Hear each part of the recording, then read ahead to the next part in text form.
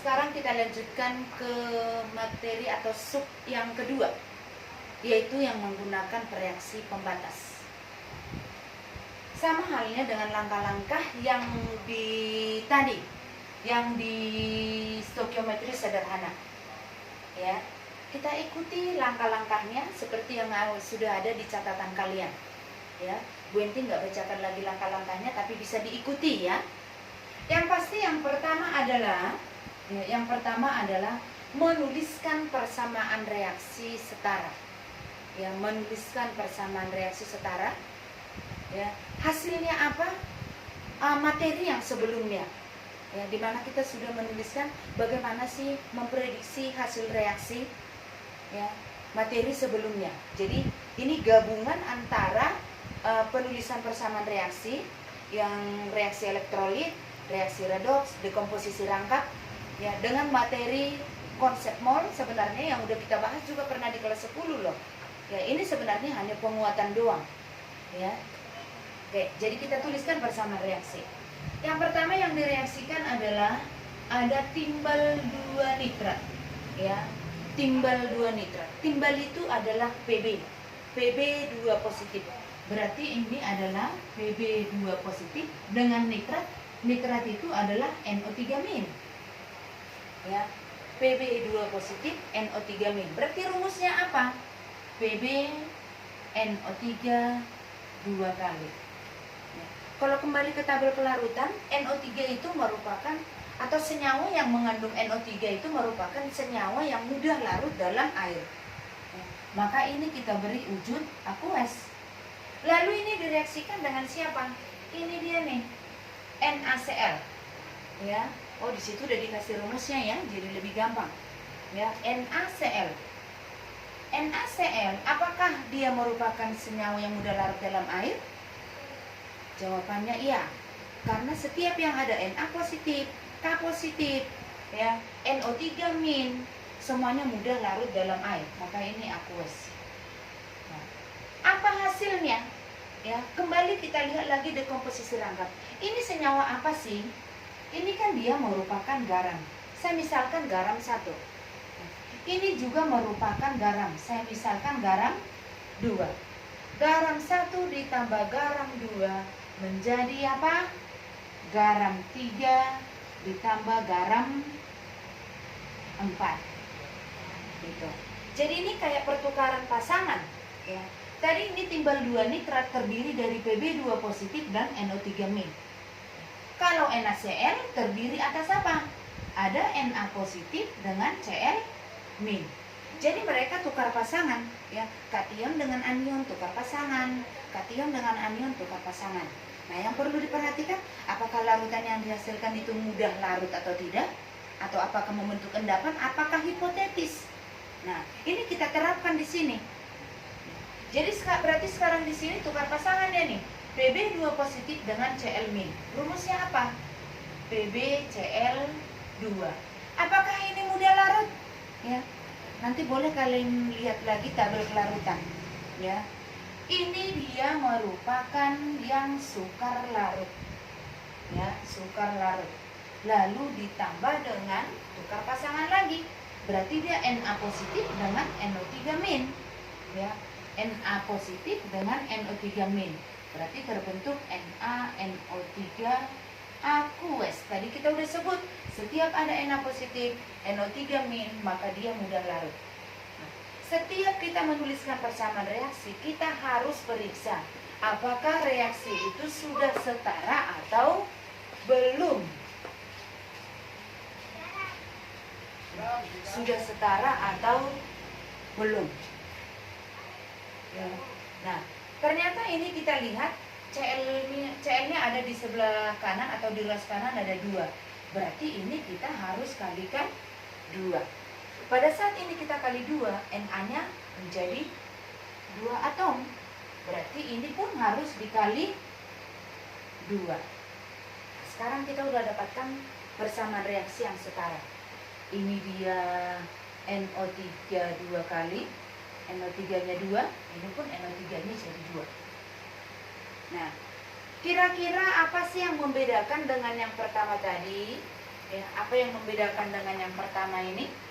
Ya, kalau di sini tadi kan dia yang mol yang bisa dicari itu kan hanya molnya si AL dari soal loh. Ya, mol H2SO4 nggak bisa karena volumenya tidak ada. Tapi kalau kita lihat di sini, ya, di soal ini, ya, timbal nitrat, ya, ini ada volumenya 50 ml 0,1 molar. Ini 50 ml 0,4 molar. Ya.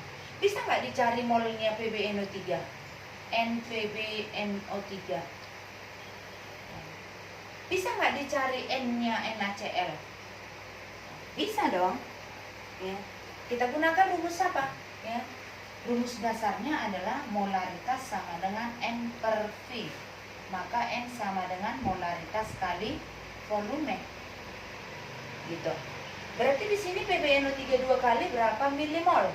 Kenapa saya pakai milimol? Karena ini mililiter. 50 kali 0,1 berapa? Berarti 5 milimol. Ya. Molnya NaCl berapa? 50 kali 0,4. Berarti 20 milimol. Inilah letak bedanya dengan yang sederhana dengan yang pakai pembatas. Kalau yang pakai pembatas, ya, pereaksi itu atau reaktan itu, yaitu di sini PbNO3 2 kali dengan NaCl, ya, keduanya bisa kita cari molnya dari soal. Ini dari soal loh, ya. Maka kita perlu tahu siapakah mereka yang habis bereaksi, ya. Kita harus dapatkan pembatasnya. Siapa yang habis dan siapa yang sisa. Nah, tadi kita udah dapat molnya, maka saya buat di sini pakai pembatas ya. Kita pakai MBS. Masih ingat nggak pelajaran kelas 10 dulu? Ya, mula-mula bereaksi sisa. Saya garis. Ya. Tadi PbNO3 2 kali berapa milimol? Ya, 5 milimol. NaCl-nya berapa milimol? 20 milimol. Di mana PbCl2 saat mula-mula itu belum ada. Begitu. Nah, siapa yang habis bereaksi? Kita lihat perbandingan koefisiennya adalah 1:2. Ya. Kalau perbandingan koefisiennya 1:2, berarti mereka sama-sama habis. Nah, milimolnya, mol yang direaksikan berapa banding berapa? 5:20. Berarti ini berapa banding berapa? 1:4. Sedangkan koefisien tadi 1:2. Sama nggak perbandingan koefisien dengan perbandingan mol? Ya, tidak sama. Koefisien tadi 1:2, molnya 1:4. Maka perlu kita cari siapa yang habis bereaksi. Ya. Cara yang paling gampang, ya, yang kita pelajari dulu di kelas 10, bagikan molnya dengan koefisien. Hasil yang paling kecil, itulah yang habis bereaksi. Berarti habis. Gitu. Jadi kalau kita bagi nih, 5/1, koefisiennya kan 1 tuh. Berarti untuk PbNO3 2 kali, berarti 5/1. Hasilnya 5. Untuk NaCl, 20/2. 20/2. Berarti ini 10. Yang paling kecil siapa? Ya, si PbNO3 2 kali. Ya. Berarti PbNO3 2 kali habis bereaksi sebanyak 5 milimol. Berapakah NaCl yang diperlukan? Ya, koefisiennya 1:2. Ya. Berarti kalau PbNO3 2 kali 5 milimol, NaCl-nya berapa? Ya, atau boleh kita gunakan nih 2/1 kali 5 milimol sama dengan 5 milimol. Dengan cara yang sama akan kita dapat bahwa PbCl2 itu adalah yang terbentuk 5 milimol, NaNO3 juga 2/1 kali 5 milimol sama dengan 10 milimol. Maka pada saat setimbang PbNO3 2 kalinya habis, NaCl yang tersisa berarti, oh ya sorry ya, salah tadi nih, 2/1 kali 5 itu adalah 10. Ya, 10 milimol. Berarti NaCl yang sisa adalah 10 milimol. PbCl2 yang terbentuk adalah 5 milimol. Dan ini 10 milimol. Begitu. Lalu kita jawab pertanyaannya. Tentukan massa endapan yang terbentuk. Endapan. Yang mengendap itu siapa? Kita lihat wujud-wujudnya. Tentu dia di produk yang di ruas kanan. Ya. Produk itu adalah ini, PbCl2. Ini tadi merupakan garam yang sukar larut dalam air, berarti dia mengendap dan kita beri wujud solid. Ya. Berarti yang mengendap itu adalah PbCl2. Maka kita jawab yang A. Massa PbCl2 yang mengendap sama dengan, ya. Kembali ke rumus yang sebelumnya tadi bahwa mol itu adalah massa per AR untuk suatu unsur. Maka di sini kita gunakan massa PbCl2 itu adalah mol atau N, ya. N PbCl2 dikali mR PbCl2. Ya. N-nya berapa? Ini nih N-nya 5 milimol. Berarti ini 5 milimol dikali mR-nya. Nanti kalian ibu minta untuk mencari mR-nya. Ya. Kalian bisa cari di tabel sistem periodik dan kalian lanjutkan ini, ya. Cari massanya. Ya. Tentu satuannya apa? Karena ini kita pakai milimol, berarti nanti satuan massa yang kalian dapat itu adalah miligram. Ya, miligram. Oke. Kita masuk ke yang B-nya. Ya, bisa kan mencari mR PbCl2. Ya. Oke, kita masuk ke pertanyaan yang kedua. Tentukan pereaksi pembatas. Nah, dari MBS yang kita buat ini sudah ketahuan siapa pembatas. Pembatas itu adalah yang habis bereaksi. Yang habis bereaksi siapa? PbNO3 2 kali. Ini nggak ada yang sisa. Maka pembatasnya adalah PbNO3 2 kali.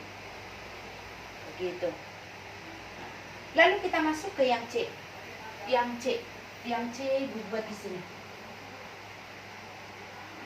Yang C. Ion-ion apakah yang terdapat dalam larutan setelah bereaksi dan berapa konsentrasinya atau molaritasnya? Ya. Yang ada dalam, kita lihat nih di MBS. Ya. Ion-ion apakah yang terdapat dalam larutan setelah bereaksi? Ini kan PbNO3 2 kali kan habis. Sedangkan NaCl ini masih tersisa 10 milimol. Kalau PbCl2 ini dia berupa endapan. Ya, maka bukan dalam larutan. Sedangkan NaNO3 itu aqueous. Jadi yang kita lihat itu yang aqueous, ya. Ini dia nih. Maka itu pertama bisa kita ionisasikan NaCl, aqueous. Terionisasi menjadi Na positif ditambah dengan Cl-, aqueous. Ini dia kan 10 milimol. Ini juga 10 milimol. Ini juga 10 milimol. Kenapa? Karena koefisiennya sama-sama 1. Sedangkan di NaNO3 ini juga terionisasi menjadi Na positif aqueous, ini juga aqueous, ya. Ditambah dengan NO3- aqueous. Ini ada 10 milimol, ini 10 milimol, ini 10 milimol. Maka ion itu kita lihat nih, Na positif jadi ada berapa? Ini masing-masing Cl-, ini NO3-. Maka konsentrasi Na positif di dalam larutan 10 milimol tambah 10 milimol, 10 milimol ditambah 10 milimol per volume total dari mana? 50 ml ditambah 50 ml karena di dalam campuran, berarti 50 ml ditambah 50 ml sama dengan 20 milimol per 100 ml sama dengan berapa ini? 2 kali 10 pangkat min 1 molar. Lalu apa lagi Cl min? Konsentrasi Cl min di dalam campuran sama dengan dia 10 milimol. 10 milimol. Volume totalnya sama karena dia di dalam larutan yang sama, 100 ml.